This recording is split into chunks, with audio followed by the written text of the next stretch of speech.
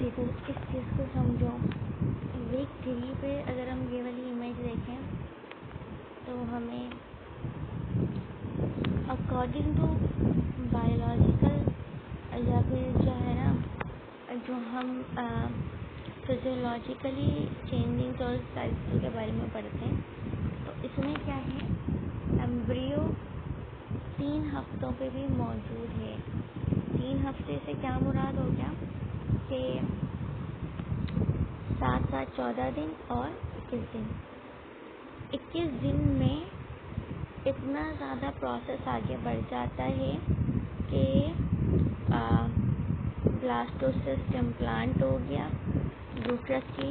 ये बच्चेदानी है हमारे पास, और बच्चेदानी में ये जो थोड़ा सा लाइट पिंक है, ये माहवारी की लाइनिंग है, ठीक है। और इस माहवारी की लाइनिंग पे हम देख सकते हैं कि ये हमारा एक छोटा सा एग है जो जाके माहवारी की लाइनिंग पे इम्प्लांट हो गया, ठीक है।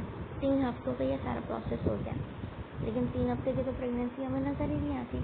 तो 3 हफ्तों पे जो यूट्रस हमें मिलेगा वो इस तरह से अल्ट्रासाउंड में हमें यूट्रस मिलेगा, और जो माहवारी की लाइनिंग होगी ना वो इस तरह से हमें मोटी और थिक नज़र आएगी। क्यों? ड्यू टू प्रोजेस्टेरॉन लेवल, कि प्रोजेस्टेरॉन लेवल हाई होगा और एंडोमेट्रियम की लाइनिंग बिल्कुल थिक मोटी सी होगी, ठीक है। जब हम उसको मेजर करेंगे, यानी कि यहाँ से यहाँ तक नापेंगे, तो वो मैक्सिमम 1.5 cm के अराउंड होगी, या फिर हो सकता है कि 2 cm की भी हो सकता है 1.4 cm की भी हो 3 हफ्तों पे। तो अब क्या होता है कि 3 हफ्तों पे पेशाब में भी इतना ज़्यादा प्रेगनेंसी के हार्मोन्स नहीं आ रहे होते ना, मैक्सिमम 4 हफ्ते 1 महीना चाहिए होता है, क्योंकि जो हम स्टिक चेक कर रहे होते हैं वो स्टिक क्या होती है, HCG स्टिक होती है।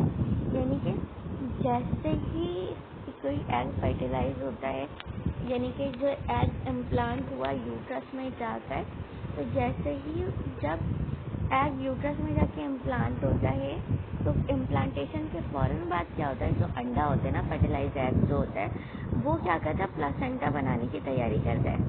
तो जैसे ही प्लासेंटा जो है वो डेवलप होना स्टार्ट होता है, तो प्लासेंटा एक हार्मोन रिलीज करता है जिसका नाम होता है HCG, ठीक है।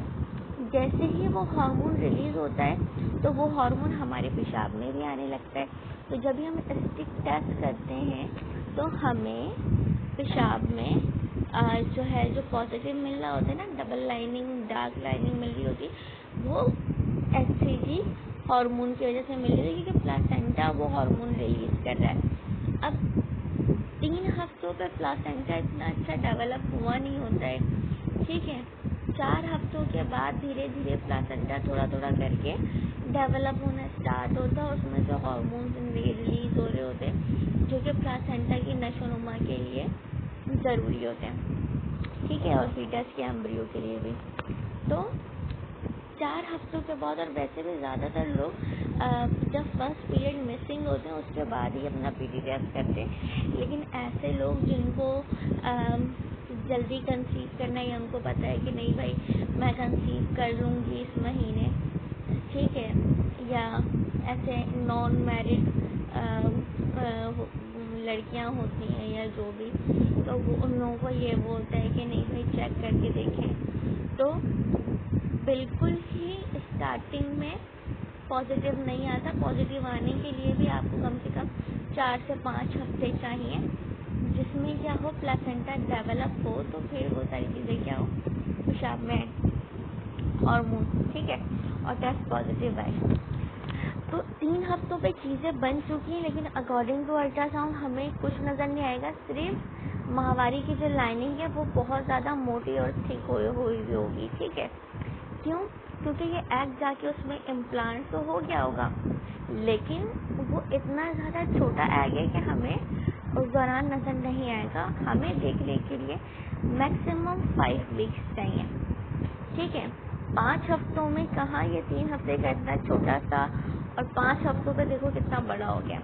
तो मैक्सिमम हमें क्या चाहिए, 5 वीक्स चाहिए ये देखने के लिए कि ये जो माहवारी की लाइनिंग इतनी मोटी थिक हुई हुई थी, आया कि उसमें कोई गेस्टेशनल सैक या एक जो कोई एग आके इम्प्लांट हुआ था या नहीं। अगर एग इम्प्लांट हुआ होगा तो हमें क्या होगा, एक यहाँ पर एक थैली पानी सी एक सिस्ट टाइप की, यानी कि पानी से भरी एक थैली हमें क्या होगी यहाँ पे नजर आएगी। मे भी हो सकता है 5वें हफ्ते में भी आपको उसके अंदर कोई एम्ब्रियो, कोई बच्चा नजर ना आए, लेकिन बच्चा वहाँ मौजूद है, वो बहुत ज़्यादा छोटा है साइज में, इस वजह से आपको नज़र नहीं आ रहा है। आप वेट करोगे मैक्सिमम कितने हफ्ते तक, 8 वीक्स तक। 8वें हफ्ते में आपको बिल्कुल एक बहुत ही अच्छा उसका हार्ट ब्लिंक करता हुआ, मूव करता हुआ बच्चा जो है वो यूट्रस में बच्चेदानी के अंदर आपको मिलेगा। और इस तरह सैक के अंदर आपको एक छोटा सा एम्ब्रियो इस तरह करके आपको अंडे के अंदर नज़र आएगा। ठीक है, कहीं पे भी नज़र आ सकता है, हो सकता है कि इस तरह बीच में आपको इस तरह करके छोटा सा यूं करके नज़र आ जाए। ठीक है, कहीं पे भी आपको नज़र आएगा। ठीक है, देखो फर्स्ट स्ट्रक्चर जो है, फर्स्ट इंडिकेशन जो है वो क्या है, एंडोमेट्रियम लाइनिंग का थिक होना। लेकिन मैरिड कपल्स में या ऐसे जो फिजिकली एक्टिव है, ठीक है, या वो सेक्सुअली एक्टिव है, फिजिकली एक्टिव नहीं, सेक्सुअली एक्टिव हैं, उनमें प्रेगनेंसी की पहली निशानी क्या है, जो माहवारी की लाइन है उसका थिक मोटा होना। सेकंड उसका इंडिकेशन साइन क्या है, उसमें आपको एक छोटा सा अंडा नज़र आएगा। ठीक है, उसके बाद क्या होगा कि अंडे के अंदर आपको जर्दी नज़र आएगी। ठीक है, फॉर एग्जाम्पल ये एक अंडा है, अंडे के अंदर आपको एक जर्दी नज़र आएगी, यानी कि डबल रिंग साइन आपको नज़र आएगा। ठीक है, कि एक रिंग थी, उस रिंग के अंदर एक और एक रिंग आपको नज़र आई। ठीक है, तो इस तरह से क्या होगा, आपको नज़र आएगा कि भाई पहले तो पानी की थैली आ गई, फिर उस पानी की थैली के अंदर क्या हो गया, एक जर्दी आ गई।